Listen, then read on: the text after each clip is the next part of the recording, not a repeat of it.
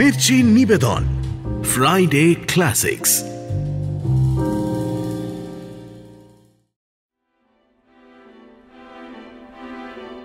Mirchi Friday ক্লাসিক্সে আজ শুনবেন বর্ণান্ধ।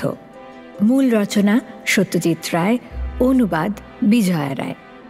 সত্যজিৎ রায় 21 বছর বয়সে 22শে মার্চ 1942 সালে এই গল্পটি প্রথম প্রকাশ করেন অমৃতবাজার পত্রিকায় ইংরেজিতে।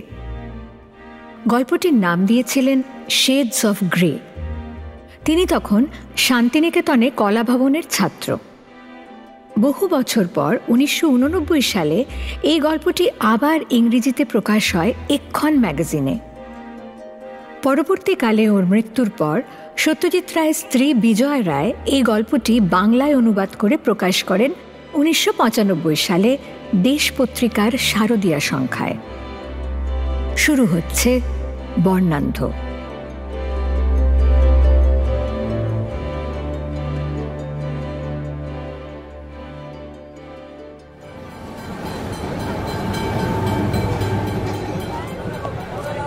দুষ্প্রাপ্য বইখানাকে বগলে গুঁজে পুরনো বইয়ের দোকানের ভ্যাবসা মলিন পরিবেশ থেকে আমি বাইরের রাস্তায় বেরিয়ে এলাম।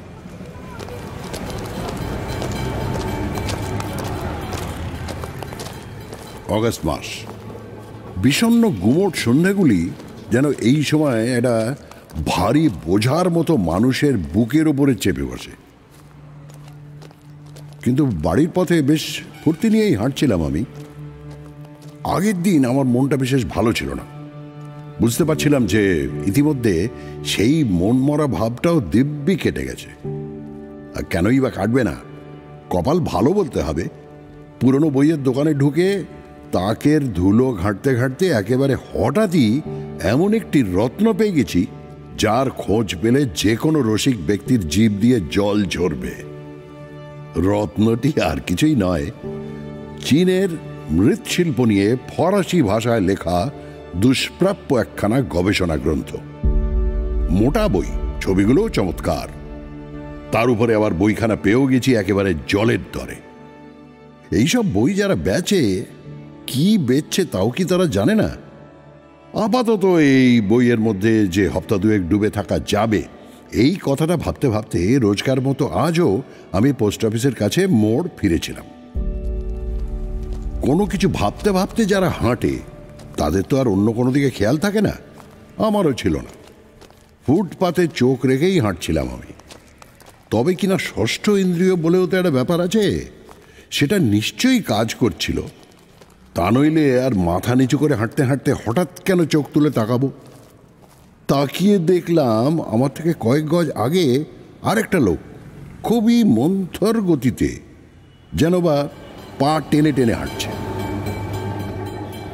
আর একটু নজর করে দেখে মনে হলো লোকটা হয়তো একেবারে অচেনাও নয়। ঝুঁকে পড়ে হাঁটার এই ভঙ্গিটা আমি চিনি। আমার এক ঘনিষ্ঠ বন্ধুও ঠিক এইভাবেই হাঁটত। কিন্তু সেই বন্ধুটির সঙ্গে তো বছর 10 হলো কোনো যোগাযোগই আমার নেই। লোকটি সত্যিই আমার বন্ধু কি না সে বিষয়ে নিশ্চিত হবার জন্যে তাড়াতাড়ি পা চালিয়ে আমি তার কাছে গিয়ে দাঁড়ালাম। হ্যাঁ, দীর্ঘকাল যার সঙ্গে কোনো যোগাযোগ ছিল না সেই বন্ধুটিই বটে। চেহারা আর সেই আগের মতো নেই, শরীর একেবারেই ভেঙে গেছে, তবে চেনা যায়। কাঁধে হাত রাখতে সে চমকে আমার দিকে ঘুরে দাঁড়ালো। কি ভীষণ পাল্টে গেছে আমার বন্ধুটি, এ তো ভাবাই যায় না। আগে তাকে যা দেখেছি, এখন সে যেন তার ছায়া মাত্র। আমাকে দেখে আবেগে সে কথাই বলতে পারছিল না। আমার অবস্থাও তথৈবচ। কাছেই একটা চায়ের দোকান। বন্ধুটিকে টেনে নিয়ে আমি সেই দোকানের মধ্যে ঢুকে পড়লাম। তারপর এমন একটা কোণ বেছে নিয়ে সেখানে গিয়ে বসলাম যেখানে আলো অত জোরালো নয়, আর পরিবেশটাও একটু নিরিবিলি। আমাদের কারো মুখেই কোনো কথা সরছিল না। চা খেতে খেতে অতীতের কথা মনে পড়ল আমার। একই স্কুলে পড়তাম আমরা, তারপর একই কলেজে। সেই সময় যে আমরা পরস্পরের খুব ঘনিষ্ঠ হয়ে উঠেছিলাম তার কারণ আমরা দুজনেই ছিলাম শিল্পপ্রেমিক। যখন আমরা কলেজের ছাত্র তখনই দেখতাম যে ক্যানভাসের উপরে রঙের তুলি বুলোতে বুলোতে কত অনায়াসে সে একটার পর একটা আশ্চর্য ছবি তৈরি করে তোলে। আমি ছিলাম তার সমালোচক, নির্ভীক নিরপেক্ষ সমালোচক। আমার পক্ষে যতটা সম্ভব খুঁটিয়ে খুঁটিয়ে তার ছবিগুলিকে দেখতাম আমি, তারপর যা মনে হতো খোলাখুলি বলতাম। রঙের ব্যবহারে তার দক্ষতা ছিল অসাধারণ, মনে হতো যেন রঙের জাদুকর। পুরো ব্যাপারটা কি দাঁড়াবে যেন সেসব গ্রাহ্যের মধ্যে না এনেই এমন নির্লিপ্ত অথচ নিশ্চিত ভঙ্গিতে সে ক্যানভাসের উপরে রং চড়িয়ে যেত যে আমি অবাক হয়ে যেতাম। অথচ প্রতিটি ক্ষেত্রে তার পুরো কাজটাও হতো অসাধারণ। কিন্তু, এবং এই কিন্তুটা খুবই তাৎপর্যময়, একালের তাবৎ প্রগতিশীল তরুণ বুদ্ধিজীবীর মতো সেও ছিল বামপন্থী। আর শিল্পের ক্ষেত্রে বামপন্থী হওয়ার যে পরিণাম, তার বেলাতেও তার কোনো ব্যতিক্রম হয়নি। এখানে তখন আয়েশি রক্ষণশীলরাই তো দলে ভারী, তাদের কাছে সে একেবারে অচ্ছুত হয়ে গেল।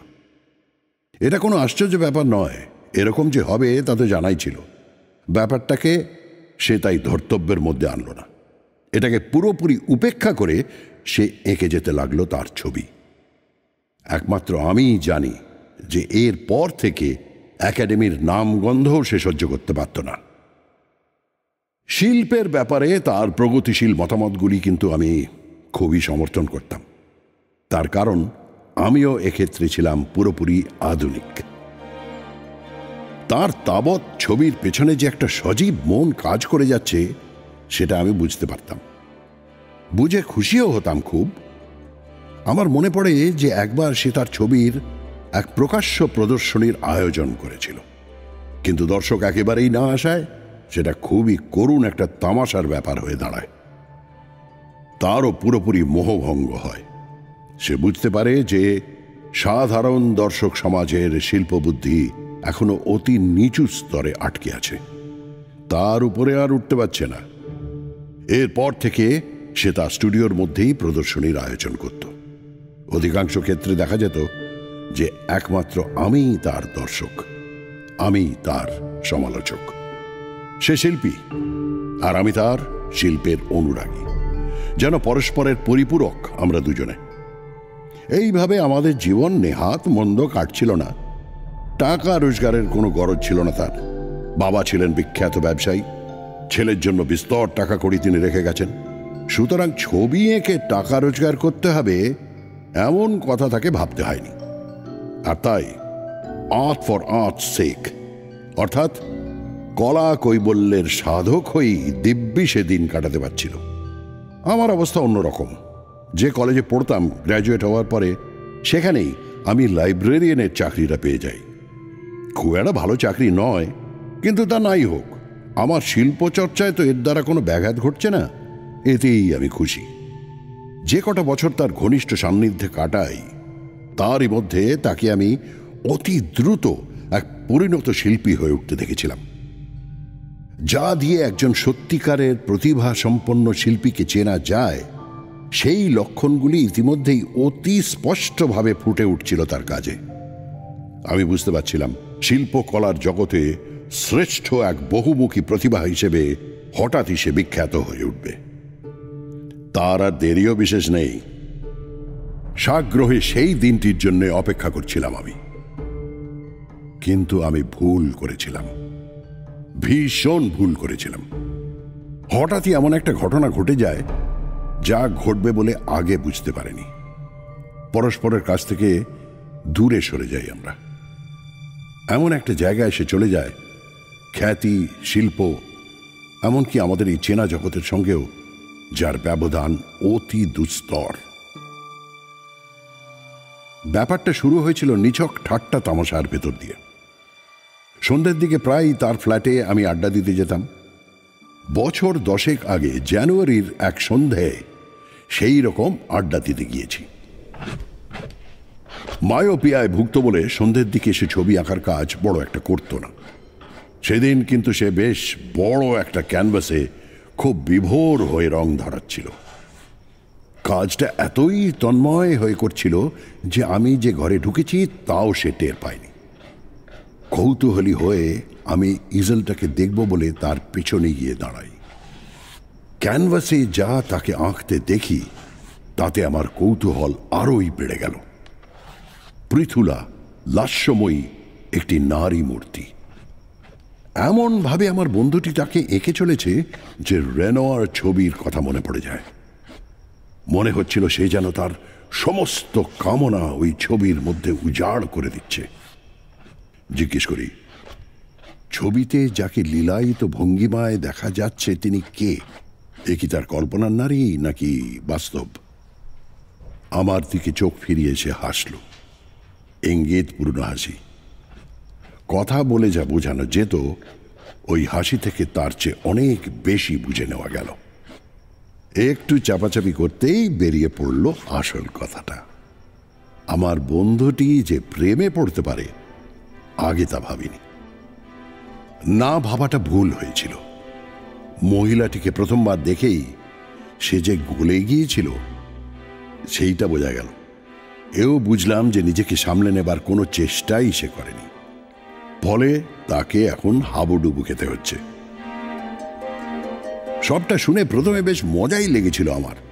তাকে সে কথা বললামও। আসলে তখন আমি ঠিক বিশ্বাস করে উঠতে পারছিলাম না যে ছেলে ধরাই যেসব মেয়েদের স্বভাব, আমার এই বন্ধুটি শেষ পর্যন্ত তাদেরই একজনের খপ্পরে পড়তে পারে। কিন্তু তাই ঘটে গেল। আসলে যা ঘটল তা আরো অনেক বেশি মারাত্মক। সত্যি বলতে কি, ব্যাপারটা যে এতখানি গড়াবে তা আমি ভাবতে পারিনি। হপ্তাখানেক বাদে আমার বন্ধুটির কাছ থেকে একখানা চিঠি পাই, তাড়াহুড়ো করে লেখা চিঠি। তাতে সে জানাচ্ছে যে আগের দিন তাদের বিয়ে হয়ে গেছে, এখন তারা চলে যাচ্ছে অখ্যাত এক দ্বীপে। তবে সেখান থেকে সে আমাকে চিঠি লিখবে। সেসব চিঠিপত্র কখনোই পাইনি। তার বদলে হঠাৎই একদিন এমন একটা খবর আমার চোখে পড়ে যায়, আমি চমকে যাই। মৃত্যুর খবর। বন্ধু পত্নী মারা গেছেন। সাঁতার কাটতে গিয়ে তিনি মারা যান। খবর পড়ে ভাবতে থাকি যে আমার বন্ধুটি এখন কি করছে, কি হলো তার। ভেবে ভেবে কুল পাই না। এই একটা বদ্ধমূল বিশ্বাস আমার ছিল যে সুবুদ্ধির উদয় হলেই সে আবার ফিরে আসবে। কিন্তু বছরের পর বছর যায়, সে আর ফেরে না। আমিও ফের শিল্প নিয়ে পড়াশোনা করতে লেগে যাই। তবে কিনা একেবারেই একা একা। এতদিন বাদে সেই মানুষটি আবার ঘরে ফিরেছে। বিষণ্ণ, গম্ভীর, শীর্ণ একটি মানুষ। এ যেন সেই মানুষ নয়, তার প্রেত মূর্তি। স্ত্রীকে যে সে এত গভীরভাবে ভালোবাসত, তার মৃত্যুতে যে সে এত শোকাবহভাবে পাল্টে যাবে তা তো আমি ভাবতেও পারিনি। বন্ধুটি তার চায়ের পেয়ালায় চুমুক দিচ্ছে আর আমি তাকে দেখছি। আগে সে কত উজ্জ্বল, কত প্রাণবন্ত ছিল, আর আজ সেই উচ্ছলতা, সেই টকবগে স্ফূর্তির ভাবটাই কে যেন তার ভেতর থেকে নিংড়ে বার করে নিয়েছে। বন্ধুটির বয়স তো 35-এর বেশি হবে না, অথচ তাকে দেখাচ্ছে এমন এক প্রৌঢ়ের মতো যার শরীর স্বাস্থ্য একেবারে ভেঙে গেছে। এই অবস্থায় কথাবার্তা শুরু করা খুবই শক্ত ব্যাপার, তবু আমাকেই সেটা শুরু করতে হলো। জিজ্ঞেস করলাম কবে সে ফিরেছে। আজই সকালে। কথার মধ্যে প্রাণের কোনো স্পর্শ নেই।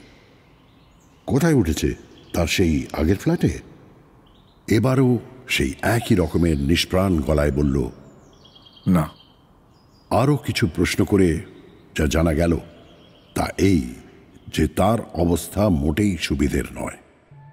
টাকা পয়সা কিছু নেই। যেটুকু যা ছিল ফেরার ভাড়া জোগাড় করতেই তা ফতুর হয়ে গেছে। সারা দিনে তার পেটে কিছু পড়েনি। এখানে তার কোনো আশ্রয়ও নেই। রাতটা যে কোথায় কাটাবে তাও সে জানে না। তাকে আমি আমার ফ্ল্যাটে এনে তুললাম। একদিন যে ছিল আমার ঘনিষ্ঠতম বন্ধু, এটুকু তো তার জন্য করতেই হবে। কিন্তু তারপরেও তার কোনো পরিবর্তন হলো না। পথের মধ্যে হঠাৎ যখন দেখা হয় তখন যেমন দেখেছিলাম সেরকমই রয়ে গেল সে। চুপচাপ কি যেন ভাবে, প্রাণের কোনো সাড়া মেলে না, ঘুমোয় কম, খায় আরো কম, কথাও বিশেষ বলে না। অথচ আমি তো তাকে সেই আগের মতো স্বাভাবিক অবস্থায় ফিরিয়ে নিতে চাই। ফেরানো যাতে সম্ভব হয় তারই জন্য যা কিছু শিল্প সামগ্রী এতদিন ধরে একটি একটি করে আমি জোগাড় করেছি, তার সব কিছু তার সামনে সাজিয়ে ধরি। আমি ভাবি এসব দেখলে হয়তো তার শিল্পী মন আবার জেগে উঠবে। কিন্তু কোথায় কি, শিল্পের নাম শোনা মাত্র এমন বিরক্তি ভরে সে ফিরিয়ে নেয় তার মুখ যে আমি হাল ছেড়ে দিতে বাধ্য হই। ভাবি যে আস্তে আস্তে সে সেরে উঠবে, এখন চুপচাপ অপেক্ষা করা ছাড়া উপায় নেই। এরই মধ্যে একটা সুযোগ এসে যায়, তাকে স্বাভাবিক অবস্থায় ফিরিয়ে আনার একটা শেষ চেষ্টা করে দেখা যেতে পারে। শিল্প নিয়ে ইতিমধ্যে আর মাথা ঘামাতে পারিনি। লাইব্রেরিতে খুব কাজের চাপ যাচ্ছিল, তবু এই সময় হঠাৎই একদিন একটা পোস্টারের উপরে চোখ পড়তে আমার সেই পুরনো ভাবনাটা আবার চাগাড় দিয়ে ওঠে। গ্যালারির কর্তৃপক্ষ তাঁদের ঐতিহ্য অনুযায়ী ফরাসি চিত্রকলার এক প্রদর্শনীর আয়োজন করেছেন। সেখানে সেজান ও তার পরবর্তী শিল্পীদের ছবি দেখানো হবে।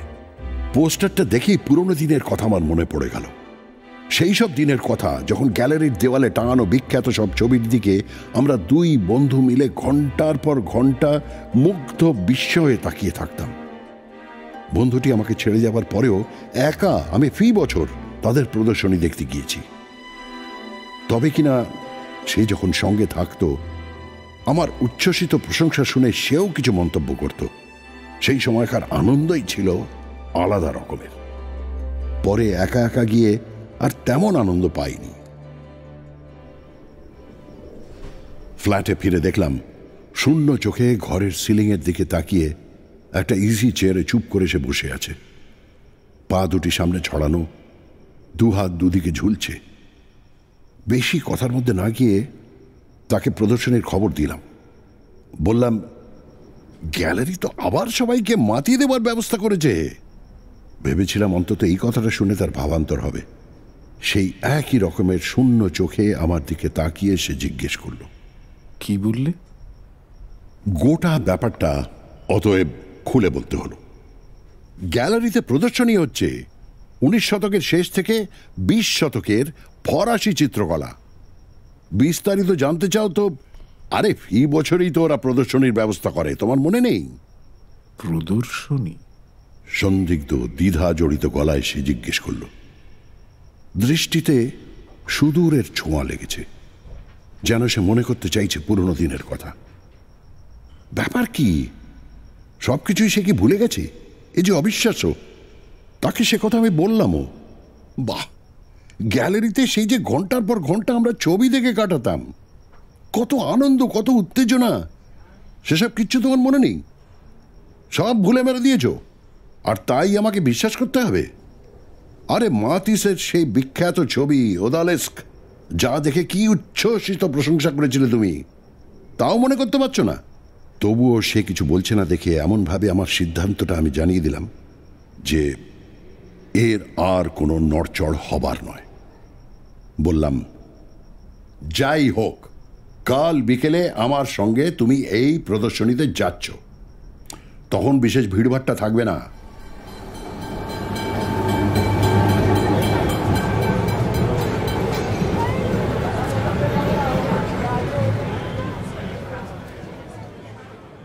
সুরার একখানা দুর্দান্ত ছবির সামনে আমরা দাঁড়িয়ে আছি। যেরকম সূক্ষ্ম, প্রায় বৈজ্ঞানিক পরিমিতি বোধের পরিচয় রয়েছে সেই ছবিখানার বর্ণ সঙ্গতির মধ্যে, তাতে সঙ্গীতের সূক্ষ্ম সুর সঙ্গতির কথাই আমার মনে পড়ে যাচ্ছিল। আমার চারদিকে বিখ্যাত সব ছবি, এত তন্ময় হয়ে, এত বিভোর হয়ে সেই সব ছবি আমি দেখছিলাম যে বন্ধুটির কথা প্রায় ভুলেই গিয়েছিলাম আমি। কি অপরূপ সব ছবি! আমার মুখ দিয়ে কোনো কথাই সরছিল না। সেজানের একখানা দারুণ ছবির উপর চোখ পড়তে অবশ্য নিজেকে আর সামলানো গেল না। উচ্ছ্বসিত হয়ে আমি ছবিখানির প্রশংসা করতে শুরু করে দিই। কতক্ষণ ধরে প্রশংসা করছিলাম কিচ্ছু আমার মনে নেই। কিন্তু হঠাৎই আমার খেয়াল হলো যে হলে ঢুকবার পর থেকে আমার বন্ধু এতক্ষণের মধ্যে একটিও কথা বলেনি। তার দিকে ঘুরে দাঁড়ালাম আমি। ঘুরে দাঁড়িয়ে তার মুখে যে অভিব্যক্তি দেখলাম, তাতে আমার বাক্য স্রোত একেবারে সঙ্গে সঙ্গেই বন্ধ হয়ে গেল। বন্ধুর যে চেহারা আমার চোখে পড়ল, তেমন করুণ চেহারা আর কখনো আমি দেখিনি। এত ফ্যাকাশে, এত নিষ্প্রাণ দেখাচ্ছিল তাকে, আমার ভয় হলো যে কোনো মুহূর্তে সে হয়তো মূর্ছিত হয়ে পড়বে। হাত ধরে আস্তে আস্তে তাকে আমি গেটের কাছে নিয়ে এলাম। তারপর গেট পেরিয়ে রাস্তায়। তখন সন্ধে হয়ে আসছে। আকাশের কিউমুলাস মেঘের পুঞ্জে লেগেছে অপার্থিব কমলা রঙের ছোঁয়া। এতক্ষণ যে আমরা ওই হলের মধ্যে ছিলাম তা আমি বুঝতেই পারিনি। তুমি কি অসুস্থ বোধ করছো? জিজ্ঞেস করলাম। দেখে তো মোটেই ভালো ঠেকছে না। ফিরে আসার পর এই প্রথম সরাসরি আমার চোখের দিকে তাকালো সে। তারপর বলল, সব কথা তোমাকে খুলে বলাই ভালো। কণ্ঠস্বর গম্ভীর, তাতে এমন একটা দোতনাও যেন রয়েছে যা খুব শুভ নয়। ভেবেছিলাম কিছু না বলে স্রেফ চুপ করে থাকবো, কিন্তু এই কষ্ট আর আমি সহ্য করতে পারছি না। একটুক্ষণ চুপ করে রইল সে। মস্ত বড় একটা শ্বাস নিল, তারপর বলল, তুমি হয়তো ভাবছো যে স্ত্রী মারা যাওয়াতেই এইভাবে বদলে গিয়েছি আমি, কিন্তু না, তা নয়। সেই ছিল অতি নচ্ছার মেয়ে। না না, তার মৃত্যুর সঙ্গে আমার এই বদলে যাবার কোনো সম্পর্ক নেই। সে যে মরেছে তাতে বরং আমি হাঁপ ছেড়ে বেঁচেছি। আসলে তারপরে একটা ব্যাপার ঘটে। আবার একটুক্ষণ চুপ করে রইল সে। মনে হলো যা সে বলতে চায় তা সে সহজে বলতে পারছে না। বলতে তার খুব কষ্ট হচ্ছে। তার মৃত্যুর পরে একদিন সকালে ঘুম থেকে উঠে আমার মনে হলো অদ্ভুত এক পৃথিবীর দিকে আমি তাকিয়ে আছি। চারপাশে যা কিছু দেখছি তা সবই কেমন যেন অদ্ভুত ছাতা পড়া। বিছানা থেকে লাফিয়ে উঠে আমি আয়নার সামনে দাঁড়াই। মুখখানা কেমন যেন ফ্যাকাশে লাগলো। মনে হলো আমার মুখ থেকে সমস্ত রক্ত কেউ শুষে নিয়েছে। মারাত্মক ভয় পেয়ে গেলাম। মনে হলো আমার দৃষ্টিশক্তি নষ্ট হয়ে যাচ্ছে। ভয় কাঁপতে কাঁপতে তক্ষুনি এক চোখের ডাক্তারের কাছে আমি ছুটে যাই। ডাক্তার আমার স্বাস্থ্য পরীক্ষা করলেন, চোখ দেখলেন, নানা রকম প্রশ্নও করলেন। তারপর কি বললেন ভাবতে পারো? বললেন যে না, আমি অন্ধ হয়ে যাচ্ছি না। না না, এটা অত খারাপ কিছু নয়। তবে হ্যাঁ, আমি বর্ণান্ধ হয়ে যাচ্ছি বটে। ভেবে দেখো ব্যাপারটা একবার ভেবে দেখো। রঙই তো আমার ভাষা, আর সেই আমি কিনা বর্ণান্ধ হতে চলেছি। কি ভাবছো তুমি? হ্যাঁ, ভাবছো আমি দুর্বল? ভাবছো যে ভাগ্যের চাকার তলায় সেই জন্যেই আমি গুঁড়িয়ে গেছি? নিজের কথা বলতে পারি। আমি যে আত্মহত্যা করিনি কেন, এই কথা ভেবেই আমি অবাক হয়ে যাই। কারণটা হয়তো এই যে বাঁচতে আমার ভারী ভালো লাগে। আর নয়তো আমি ভীতু কাপুরুষ। হয়তো সেটাই সত্যি কথা। নইলে দেখো আজ আমার কাছে জীবনের কি অর্থ, শিল্পের কি অর্থ? যে লোক ধূসর ছাড়া, হরেক রকমের একঘেয়ে ধূসর ছাড়া আর কোনো রঙই দেখতে পায় না, সেজন্য মাথিস আর রেনোয়ার ছবিরই বা তার কাছে কি অর্থ?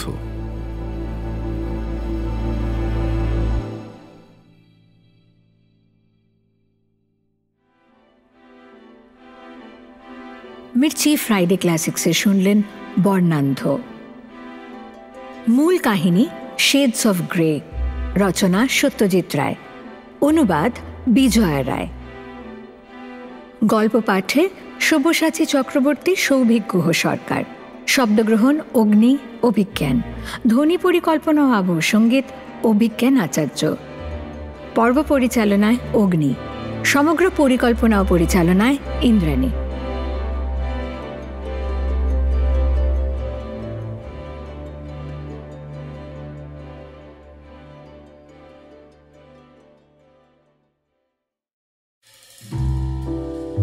মির্চি নিবেদন ফ্রাইডে ক্লাসিক্স।